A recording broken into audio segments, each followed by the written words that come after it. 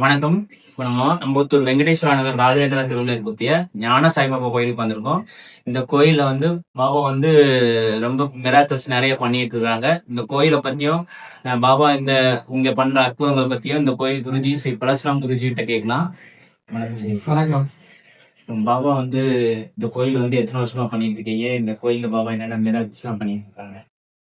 அனைவருக்கும் ஞான சாய் பாபாவின் ஆசீர்வாதம் பிரிக்கணும்.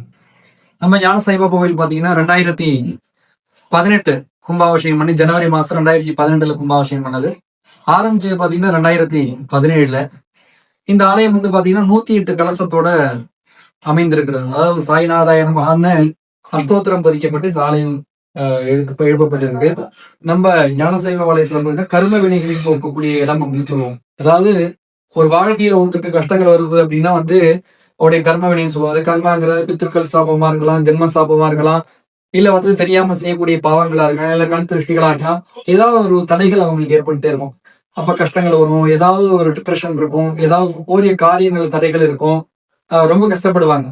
அப்ப அந்த கர்ம வினைகள் இருக்கிறதுனால அந்த கஷ்டங்களா வரும்னு சொல்லுவோம். இப்ப இந்த கோயில கர்ம வினைகள் போக்கக்கூடிய இடம் சொல்லுவோம். ஏன்னா பசுமாடு டெய்லி பாபாவை தரிசனம் பண்ணக்கூடிய இந்த இடம். நம்மளே கர்ம வினைகளை போக்குறதுக்கு பசுவுக்கு தான் அகமிக்கிற பழங்கள் எல்லாம் கொடுத்து நம்ம கர்மாவை போதிப்போம்.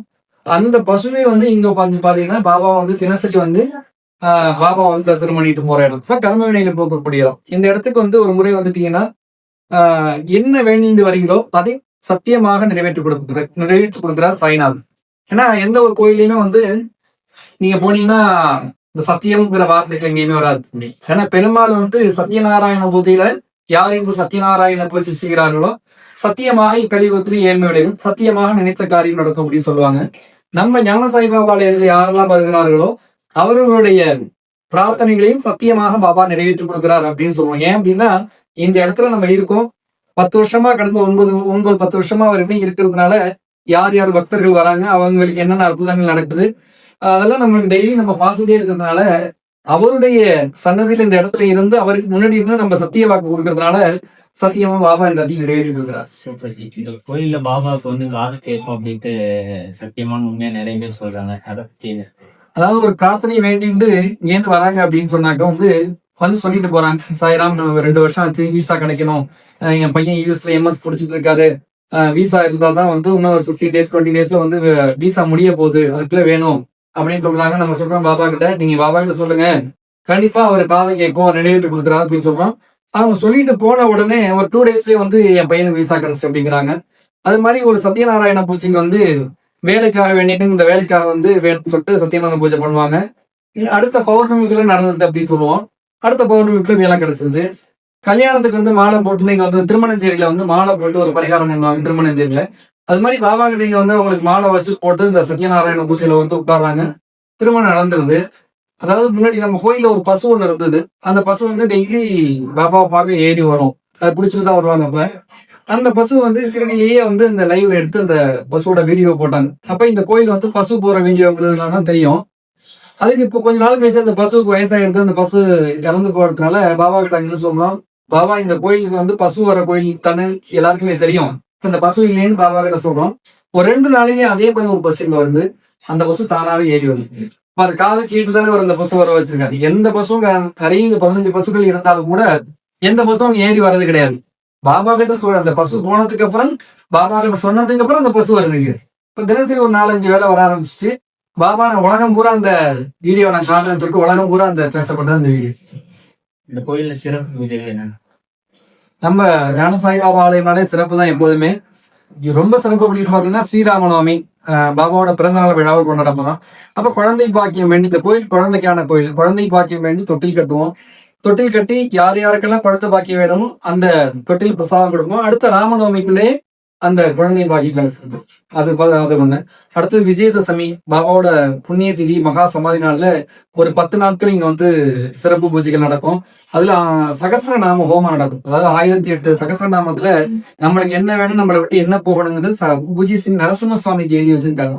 அதாவது கர்ம வினைகள் போகணும், பித்ரு சாபங்கள் விலகணும், ஜென்ம சாபங்கள்லாம் விலகணும், தெரியாமல் செய்யக்கூடிய பாவங்கள் விலகணும், ஜாதகத்திலே தோஷங்கள் இருந்தா விலகணும், நம்மளுடைய காரிய தடைகள் விலகணும்.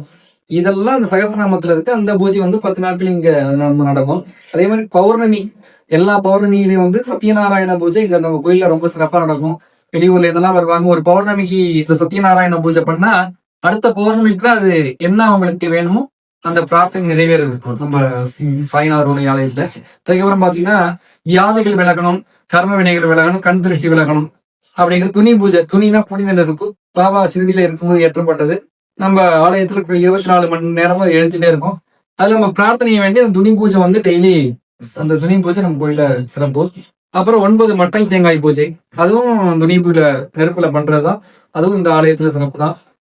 அப்போ அமாவாசைக்கு கோசாலையில பூஜை பண்றது அது அதாவது அமாவாசை வந்து முன்னோர்களுக்கான நாள். இப்ப செவ்வாய்க்கிழமை முருகனை பாக்குறோம், ஞாயிற்றுக்கிழமை அம்மனை பாக்குறோம், வியாழக்கிழமை பாபா பாக்குறங்கிற மாதிரி அந்த அமாவாசை நாள்ல வந்து பித்ருக்களுக்கான நாள். இந்த முன்னோர்களுக்கு நம்ம அவங்கள நினைத்து பசுவுக்கு வாழைக்குளம் அகத்திக்கீரை எல்லாம் கொடுக்கும்போது அவங்க முன்னோர்களுக்கு செய்யக்கூடிய சித்ததாவே அந்த இது பண்றோம். நம்ம வந்து இங்க வந்து சங்கல்பம் பண்ணி திருக்கல் சாப விலகணுங்கிறதுக்காக அமாவாசை நாள்ல பூஜை பண்ணா பித்ரு தோஷங்கள்லாம் விலகும், பித்ரு சாபங்கள்லாம் விலகும். அதனால இங்க வந்து பூஜைய சங்கல்பம் பண்ணி கோசாலையில வந்து 108 அஷ்டோத்திர மகாலட்சுமியோட பூஜையை பண்ணி அவங்களுக்கு பழங்கள்லாம் கொடுத்து அந்த பித்ரு சாபத்தை நிவர்த்தி பண்ணக்கூடியது அமாவாசை பூஜை. பரிபூர்ண ஆசீர்வாதம். யாரெல்லாம் பார்த்துட்டு இருக்கீங்களோ அத்தனை பேருக்கும் ஞான சாய்பாபாவோட பரிபூர்ண ஆசீர்வாதம். என்ன பிரச்சனைகள், என்ன கவலைகள், என்ன கஷ்டங்கள் இருந்தாலும் ஒரு முறை நம்ம ஞான சாய்பாபா ஆலயத்துல வாங்க. உங்களுடைய பாதத்தை அவர் பாதத்தை பிடிச்சுக்குங்க. சத்தியமாக இந்த ஆலயத்தை நிறைவேற்றக்கூடியமான இடம் இது வந்து. நன்றி.